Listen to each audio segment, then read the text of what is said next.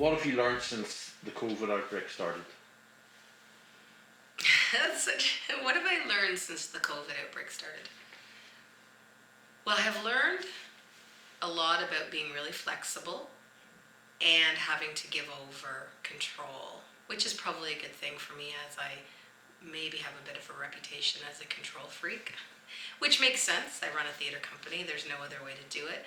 But this needing to be fluid and to think differently than we've ever thought before about the way we practice our art has been a major learning for me, and probably a good learning if I'm looking at the positives of the last year. What new skills did you pick up? Well, I became a writer in the pandemic, so that's pretty crazy. You know, in those really dark days in March and April and early May of 2020, when we just had no idea what was happening and we were locked in our homes, I had always had ideas about writing and used the excuse maybe of never having enough time. And then in those middle months of 2020, in the lockdown, there was nothing to do. I just remember the endless hours of nothingness ahead of us in our house. And I was compelled to start writing. And I wrote 2 pieces in that period. And I started 2 more. And I didn't know if I had anything to say or if I could write. I mean, I've been a dramaturge for well over 20 years. So I know how to work on scripts and develop scripts and support playwrights to make their scripts better. But I didn't know if I could write. And I'm a baby playwright, but I sure learned that I can write. And that was quite amazing. That's a fabulous skill to develop in those times. How did you apply these newfound skills? You wrote a play. Are you going to then turn to the other side of Kim Blackwell and start to work on them as a theatre director? You know, it's interesting. I wrote a play with a co-writer for Fourth Line, our Halloween play, Bedtime Stories and Other Horrifying Tales. And then I wrote something by myself, and giving myself the permission to write something alone was a huge leap. And then I shared it with a few people, just like, what do you think? And I got feedback. Like, I got dramaturgical feedback, the same kind of feedback I'd give someone. And I took it, what had started as a monologue, then became a 2-hander. And then I wasn't really sure what I'd ever do with it. And maybe it was just a response to COVID, like making sourdough bread and all the other things that we did in the early days of the pandemic. And then actually Rob Winslow, the founder of Fourth Line, read it, and he said to me, well, why don't you workshop it? And I was like, oh my Lord, right. Like, I run a theater company. I have the control and ability to workshop people's scripts. I do it all the time. But it was interesting, as a woman, I had never given myself permission to do something like that without him telling me I had permission. So now that script that I wrote, which is called A Daughter, I've put it into a Rural Women's Studies conference, an international conference. It's going to be read in May, and I hope it has more life. It actually had a world premiere production in September in Peterborough as part of a festival that Fourth Line helped create called the Open Spaces Theatre Festival, and that was pretty interesting. And so I think I will write more. And then I realized I had permission to write something at Fourth Line, which I'd never thought I would give myself permission to write a summer show. So now I'm going to work on something. You've got all the skills there to do that. Well, baby versions. That sounds great, because I know that Robert has been involved in writing a lot of scripts, and you've helped him turn them into like amazing summer shows. So why not do that yourself? Yeah, I thought I only did one thing. I thought I was a director, right. And I'm a good director. I live solidly and comfortably in that wheelhouse, and so to step outside of it. Because of the pandemic, and in a way, the pandemic gave me that gift. If there are gifts to be had in this pandemic, it is the gift of finding my voice as a writer. That's beautiful. Is there a story during these times that you would like to share? You might have a story to tell us that wouldn't have happened without COVID. You know, the stories of things that wouldn't have happened without COVID at Fourth Line and in my artistic career are legion now.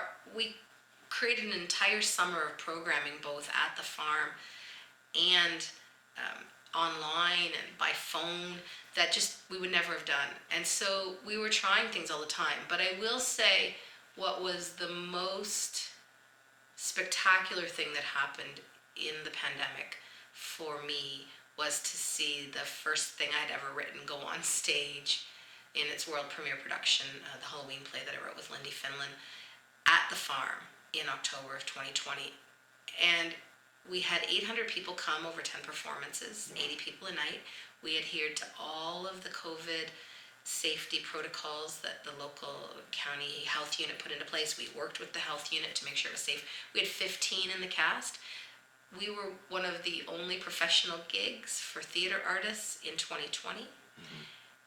And it was the largest show that happened in Canada since March 12th of 2020. And you know, we got it up, and every day we were workshopping or rehearsing it. We had 1 week of rehearsal. It was like, okay, if we get to the next day, awesome. And we were pretty sure we could get through rehearsals because it was 6 days. And then who knew what was going to happen? When was the second wave going to hit? And every day I just said, well, if we don't get the shows in, then we'll videotape it and we'll put it online. We'll give everybody their money back. We'll pay the artists. And every day we got another performance in, it was like, okay, well then, if we don't get any more in, we'll give all those people back their money and we'll pay the artists, and this will be what it is. And it was amazing to see people wanting to come out. We sold out before we opened. So we knew there was an appetite for art still. And I think a lot of people, and it's part of people's trauma right now, people can be quite gleeful when they talk about the fact that art, live performance is never going to come back. And I have to be the Pollyanna saying, of course it will, of course it will. I have to believe that because my entire 30-year career is based on people gathering together in groups and having a communal experience. And to see the Halloween show be such a success, and to see our audience come out and wear masks and walk in the crazy weather of October in Canada was pretty extraordinary and a real gift in the middle of the pandemic. Now, it's difficult to mention, but there must have been some dark moments during this time. How would you work through those? Yeah. Yeah, lots of dark moments, for sure. So my mom died in the middle of the pandemic, and it was really weird.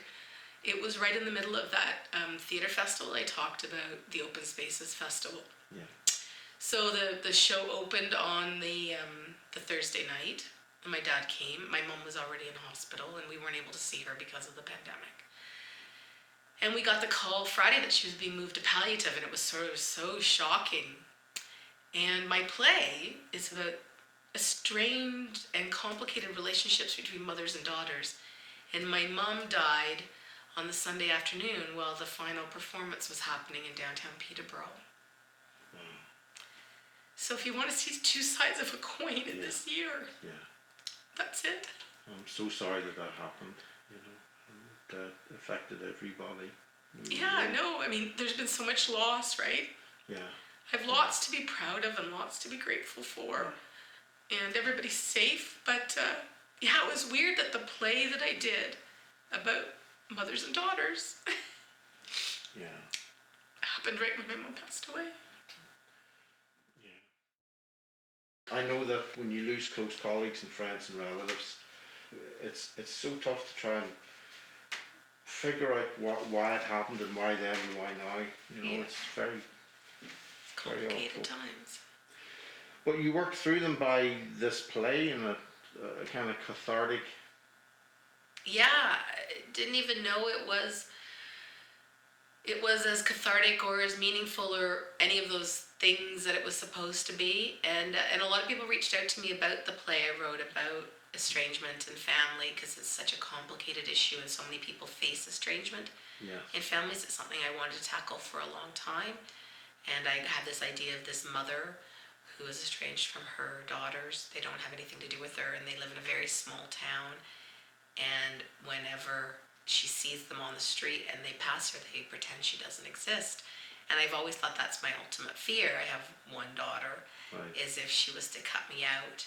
But the trauma of it and the fear and also the hope kept me stuck inside of it. And boy, oh boy, I got a lot of comments from people that it struck home with them. So good can come out of those intense emotional experiences, I suppose. So you might have had some new goals or resolutions that came out of this time.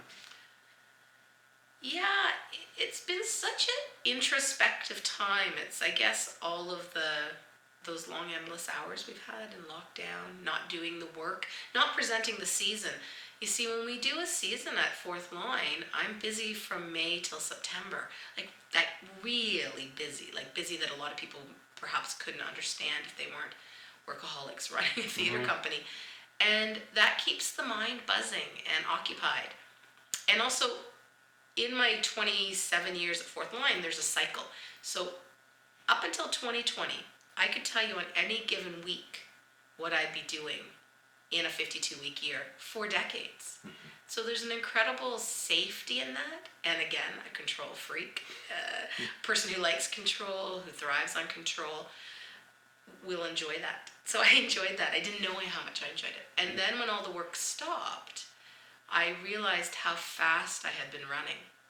Of course. And so my resolution in going forward is to slow down. And I'm also a person who says yes to everything, literally everything. Or I will seek out people who haven't even asked me to do something and ask if I can do something. So I'm going to do my very best to slow all of that down. And, you know, the word mindful, I imagine, is used a lot these days, but to really mindfully and authentically be more still and more quiet. Because the season's going to come back. That's my next question. Yeah. Like, where do you see yourself in the summer of Yeah. 2021? It was funny. I was in the shower this morning thinking, I got to write the premier, and I have to write the Minister of Health, and I have to get a dispensation by February to be able to open my theatre for around 200 or 250 people, distanced with masks, so that I can get a season going. So I, right now, have every intention of premiering 2 world premiere plays that were postponed in 2020 in the summer of 2021. I really believe in the commitment to those artists and to all of the artists who lost their work in 2020. I mean, it was gut-wrenching to make those phone calls. I called every single artist involved to let them know when we postponed the first show. Hardest decision, one of the hardest decisions of my life. And I made a commitment in my head and to them that they had right of first refusal when those plays were done. And I want to honor that. The money will be the big challenge. And 2021 will be a rebuilding year. It won't be like 2019 was for those of us who are at Fourth Line with those massive crowds and big sold out shows. It will be a year to gather in a different kind of way, but I have to believe I will be at the farm, probably masked, welcoming people there, both artists and audience. Do you think the government has done enough for the arts? If the audience members aren't going to be there because of COVID, do you think that the government, either provincially or federally, has to come up with something better in order for us to get back into being human beings, enjoying the arts? You know, what's interesting is that I will just say thankfully that we probably had the kind of more left-leaning government we had federally when this all hit, so that they released billions of dollars quickly. I think another type of government would have potentially done it differently, not recognizing the sheer pain and desperation of what happened. So in our sector, in the arts and entertainment sector, 95% of the people I know were unemployed on the 14th of March. People lost months, if not years of work with single phone calls and emails. And we're a marginalized sector to start with. So I hope that we kind of have to tie our wagon a bit to things like the professional sports teams opening up the big stadiums. Though when those things happen, they'll open us up as well, but we'll be the last.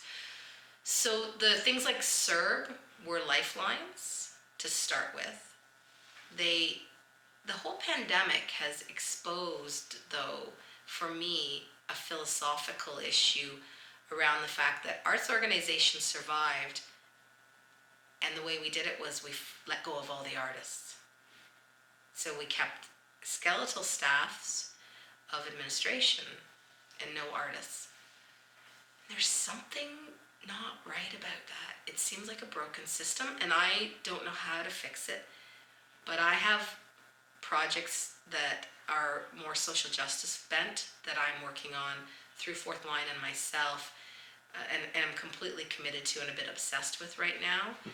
And one of them is something has to change. So at Fourth Line, we did something that a farmer once called farming the mailbox. And so he farms his fields, but every government program that was announced for him as a farmer, he'd apply for.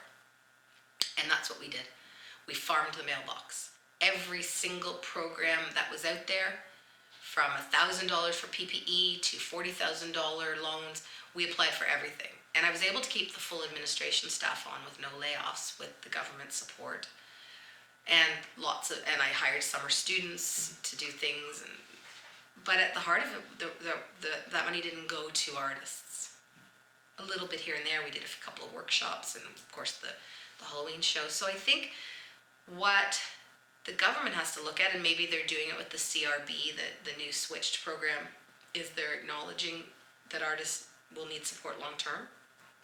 But it is a conundrum of the many conundrums that the pandemic has brought up. Thank you for your time today, and we look forward to Fourth Line in the summer of 2021.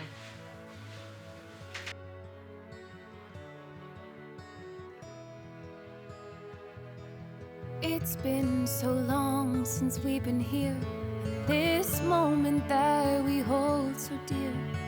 It felt as though night would forever stay. When you feel that low, there's always hope. Reach for my hand, I'll lead you home. It's there for you to always find the way. I'll tell you once, then tell you twice. Don't doubt it, look into my eyes. I'll always be the safest place to fall. If you ask me what is coming, well, I don't know, but I'm loving you. One thing I'm sure of, the pain will come and go, but we're better off together than alone.